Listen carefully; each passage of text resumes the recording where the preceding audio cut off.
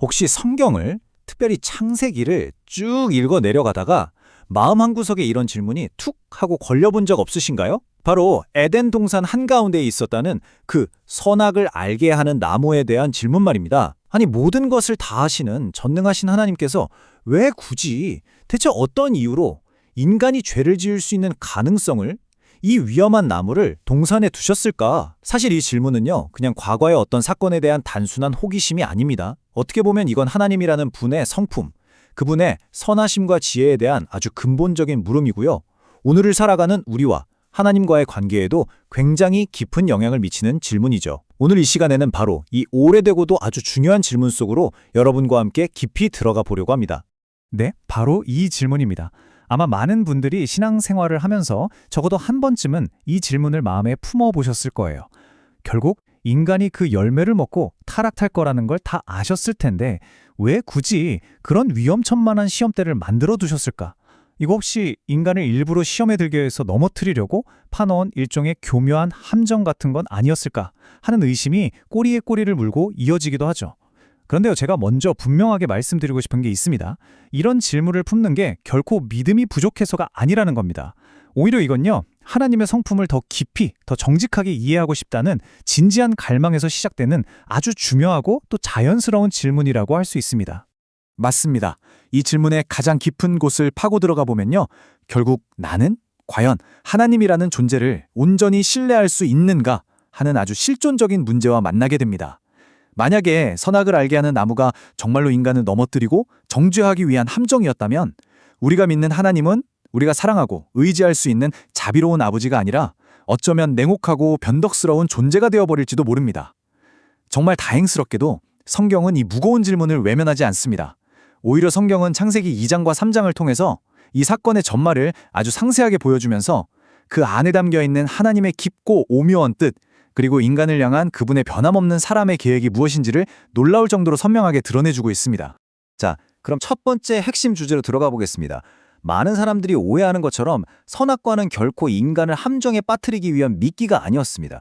오히려 그것은 하나님과 인간 사이의 건강하고 사랑이 넘치는 관계를 위해서 반드시 필요했던 생명의 경계선이었습니다. 이 개념을 제대로 이해하는 것이 오늘 우리의 여정에서 가장 중요한 첫걸음이 될 겁니다. 하나님의 첫 명령이 기록된 창세기 2장 16절과 17절 말씀을 한번 자세히 들여다보시죠.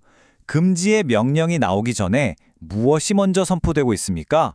바로 동산 각종 나무의 열매는 네가 임의로 먹되 라는 아주 풍성한 허락과 자유의 선언이 먼저 나옵니다. 하나님께서는 단 하나의 금지 조항을 말씀하시기 전에 에덴이라는 그 아름다운 동산의 모든 나무 열매를 정말 마음껏 누릴 수 있는 거의 무한에 가까운 자유를 먼저 선물로 주셨습니다. 이것만 봐도 우리는 알 수 있죠. 하나님은 결코 인색하거나 통제하기를 좋아하는 분이 아니라는 사실을요. 그분은 우리에게 주기를 기뻐하시는 분입니다. 이처럼 넘치는 자유와 풍요로움 속에서 단 하나의 경계선을 두셨던 겁니다. 여기서 우리가 아주 중요한 신학적 사실 하나를 짚고 넘어가야 합니다. 성경 그 어디를 봐도요, 이 선악을 알게 하는 나무 자체가 본질적으로 악하거나 무슨 독이 있는 나무였다고 말하지 않습니다. 오히려 창세기 1장 31절은 하나님께서 창조하신 모든 것을 보시고 보시기에 심히 좋았더라고 선언하셨습니다. 그 나무 역시 하나님의 선한 창조세계의 일부였던 거죠. 그렇다면 이 나무의 진짜 역할은 뭐였을까요? 그것은 악한 물건이 아니라 하나님은 창조주이시며 인간은 그분의 사랑받는 피조물이라는 이 아름답고 복된 질서를 기억하게 하는 표지이자 일종의 기념물 같은 것이었습니다. 이 개념을 우리의 일상적인 경험에 한번 빗대어 볼까요? 자녀를 정말 사랑하는 부모는 아이를 키울 때 집안에 여러 경계선을 두잖아요. 아이가 뜨거운 난로에 가까이 가지 못하게 막고 날카로운 칼은 손이 닿지 않는 높은 곳에 둡니다. 또 벽에 있는 전기 콘센트 구멍을 안전 덮개로 막아두기도 하죠. 부모가 하는 이런 행동들이 아이를 괴롭히거나 시험에 들게 하려는 함정일까요? 절대로 아니죠. 그건 아이를 너무나 사랑하기 때문에 아이의 생명을 보호하기 위한 사랑의 경계선입니다. 선악과가 바로 그런 것이었어요. 하나님은 그 경계선을 통해서 사랑하는 아담아, 너의 생명은 너 자신에게서 나오는 것이 아니란다. 바로 나, 너의 창조주인 하나님과의 관계 속에서만 참된 생명이 흐른단다. 라는 가장 근본적인 진리를 가르쳐주고 싶으셨던 겁니다. 아마 어떤 분들은 이렇게 질문하실 수도 있어요. 알겠습니다. 그런데 왜 굳이 그런 선택의 여지가 있는 경계선이 필요했나요? 그 대답은 하나님께서 우리 인간을 단순한 로봇이나 꼭두각시로 만들지 않으셨다는 사실에 있습니다. 창세기 1장 27절은 인간이 하나님의 형상대로 지음받았다고 선언합니다. 이게 무슨 뜻일까요? 이것은 우리가 하나님과 인격적인 사랑의 관계를 맺을 수 있고 또 스스로 선한 것을 선택하고 그 선택에 책임질 수 있는 아주 존엄한 존재로 창조되었다는 심오한 의미를 담고 있습니다. 여러분, 진정한 사랑이라는 건 강요나 프로그램으로 만들어질 수가 없거든요. 선택의 자유가 없는 순종은 사랑이 아니라 그저 정교하게 짜인 기계적인 복종일 뿐입니다. 하나님께서는 우리에게서 그런 기계적인 복종이 아닌 자유로운 의지에 기반한 진정한 사랑과 신뢰의 관계를 원하셨던 겁니다.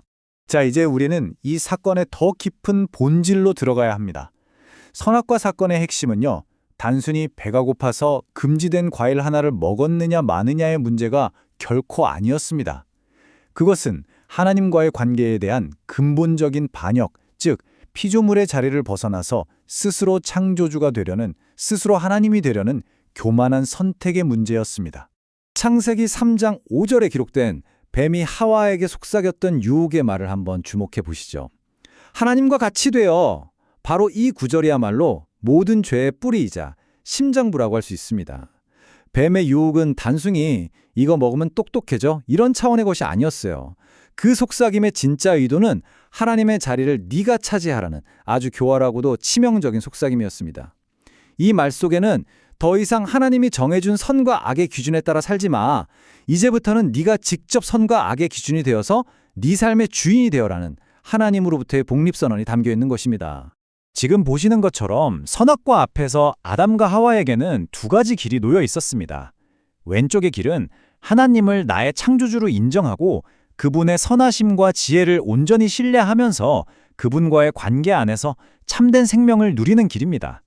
반면에 오른쪽의 길은 하나님으로부터 독립을 선언하고 스스로가 자기 인생의 하나님이 되어서 선과 악을 판단하며 자기 뜻대로 살아가려는 길이죠. 너무나 안타깝게도 인류의 첫 조상이었던 아담과 하와는 바로 이 두 번째 길, 반역의 길을 선택하고 만 것입니다. 하나님께서는 네가 먹는 날에는 반드시 죽으리라 라고 분명히 경고하셨습니다. 여기서 말씀하신 죽음은 단순히 심장이 멎고 호흡이 끊어지는 그런 육체적인 죽음만을 의미하는 것이 아니었습니다. 그보다 훨씬 더 즉각적이고 치명적인 것은 바로 영적인 죽음이었어요. 영적인 죽음이란 모든 생명과 빛과 사랑의 근원이신 하나님과의 살아있는 관계가 툭 하고 완전히 끊어지는 상태를 의미합니다. 관계의 단절이야말로 가장 끔찍하고 본질적인 죽음이며 모든 고통의 시작인 것이죠. 실제로 어떤 일이 일어났는지 한번 볼까요? 창세기 3장을 보면 아담과 하와는 열매를 먹자마자 이 영적인 죽음의 증상들을 즉각적으로 경험합니다. 이전에는 기쁨으로 거닐던 하나님의 낯을 피해서 나무 뒤로 숨어버렸어요. 그들 마음에 두려움과 수치심이 가득 들어왔습니다. 하나님께서 내가 어디 있느냐 하고 물으셨을 때 그들은 서로에게 책임을 떠넘기기 시작했죠. 사랑과 신뢰로 가득했던 창조주와 피조물, 그리고 남자와 여자 사이에 그 아름다웠던 관계가 순식간에 두려움, 숨음, 비난, 책임 전가로 얼룩진 깨진 관계로 변해버린 겁니다. 이것이 바로 죄의 비극입니다. 죄는 단순히 규칙 위반 목록을 늘리는 행위가 아니라 생명과 사랑의 관계 그 자체를 파괴하는 것입니다. 인간의 실패는 이렇게 비극적으로 끝나는 것처럼 보입니다. 그러나 여러분, 성경의 이야기는 여기서 결코 끝나지 않습니다. 놀랍게도 하나님은 인간의 실패에 당황하거나 계획을 수정하지 않으셨습니다. 오히려 이 모든 실패를 미리 아셨고 그 실패를 뛰어넘는 훨씬 더 위대하고 영광스러운 구원의 계획을 영원 전부터 준비하고 계셨습니다. 자, 이제 우리는 성경 전체를 꿰뚫는 거대한 두 나무 이야기를 한번 따라가 보겠습니다. 이 구절은 인간이 타락한 바로 그 직후에 하나님께서 그들을 유혹했던 뱀에게 내리신 저주의 말씀입니다. 그런데 이 저주의 말씀 속에 정말 놀라운 약속이 숨겨져 있습니다. 그래서 신학자들은 이 구절을 원시복음, 즉 최초의 복음이라고 부릅니다. 왜냐하면 인류가 실패해서 절망에 빠진 바로 그 순간 하나님께서 가장 먼저 구원의 소식을 약속하셨기 때문입니다. 장차 오실 여자의 후손이 뱀의 머리를 상하게 해서 결정적인 승리를 거둘 것이라는 예언이죠. 하나님께서는 심판을 선언하시는 그 자리에서조차 구원의 소망을 가장 먼저 선포하셨던 겁니다. 자, 이 지점에서 어떤 분들은 다시 한번 깊은 질문을 던지실 수 있습니다. 하나님께서 모든 것을 미리 아셨다면 아담이 실패할 것도 아셨을 텐데 왜 그냥 내버려 두셨는가? 이건 정말 어렵고도 중요한 질문입니다. 성경은 하나님이 죄를 만드셨거나 죄를 조장하셨다고 결코 말하지 않습니다. 하나님의 미리 아심이 인간의 자유로운 선택을 강제하는 것은 아닙니다. 오히려 하나님께서는 인간의 자유로운 선택으로 말미암은 그 실패와 죄악조차도 그분의 더 크고 놀라운 구원의 계획을 이루시는데 사용하셨다고 증언합니다. 사도 베드로는 베드로전서 1장 20절에서 예수님은 창세 전부터 미리 알림 바 되신 이라고 말했고요. 사도 바울은 에베소서 1장 4절에서 하나님께서 창세 전에 그리스도 안에서 우리를 택하셨다고 선포합니다. 이건 죄를 계획하셨다는 뜻이 아니라 죄가 세상에 들어올 것을 아셨음에도 불구하고 그것을 능가하는 더 큰 은혜로 구원의 길을 미리 예비하셨다는 뜻입니다. 이 위대한 구원의 계획은요, 성경 전체에 걸쳐서 나무라는 상징을 통해 정말 놀랍도록 아름답게 펼쳐집니다.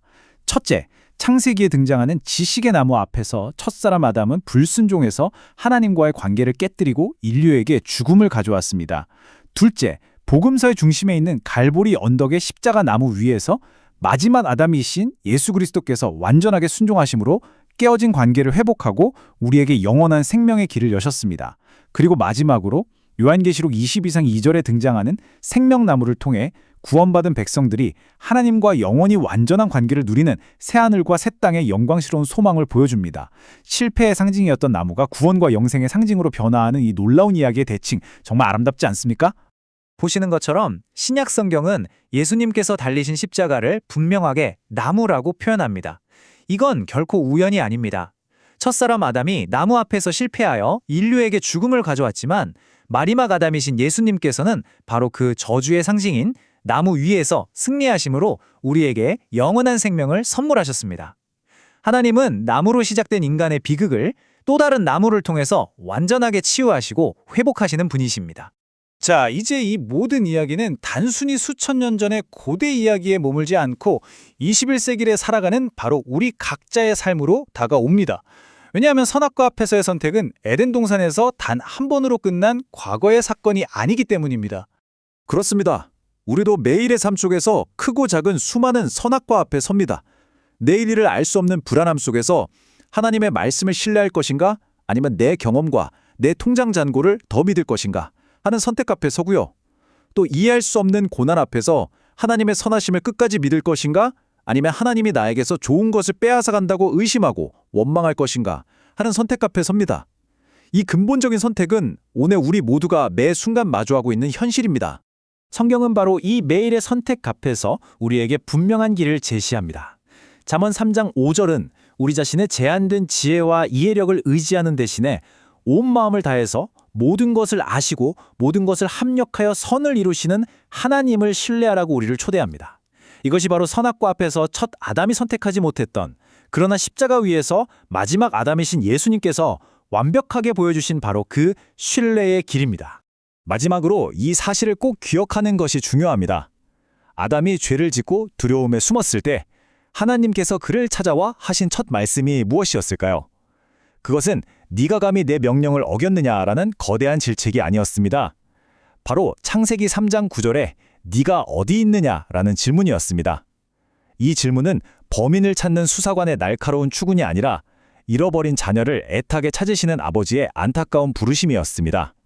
어둠 속에 숨지 말고 다시 빛으로, 관계로, 내게로 돌아오라는 사랑의 초대였던 거죠. 그래서 창세기의 이 오래된 질문은 오늘 우리 각자에게 동일하게 던져지고 있습니다. 오늘 당신은 어디에 있습니까? 혹시 하나님을 피해서 두려움과 수치심 속에 숨어 계십니까? 아니면 당신을 애타게 찾으시는 그분의 부르심에 응답하여 신뢰의 자리로 나아가고 계십니까? 하나님이 선악과를 만드신 이유는 우리를 넘어뜨리기 위함이 아니라 우리와 진정한 사랑의 관계를 맺기 위함이었습니다. 그리고 우리가 넘어졌을 때조차 그분은 우리를 포기하지 않으시고 십자가라는 새로운 생명의 나무를 통해서 구원의 길을 활짝 열어주셨습니다. 그 초대는 오늘 당신에게도 여전히 유효합니다.